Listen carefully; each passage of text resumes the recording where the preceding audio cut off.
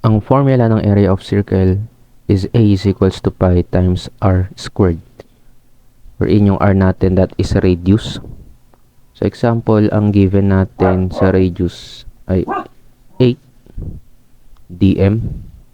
Okay, then yung ating value ng pi. So ang value ng pi natin, that is 3.1416. Actually, mahaba yan. So ito na lang muna yung kunin natin, 3.1416.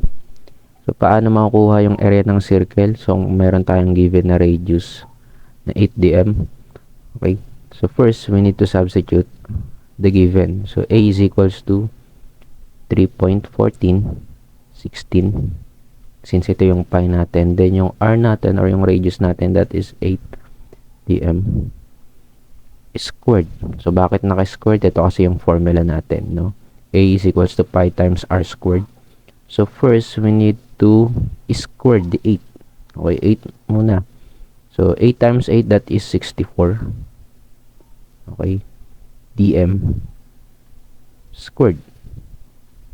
Okay, next multiply naman natin yung value ni 3.1416 dito, no, sa ating r.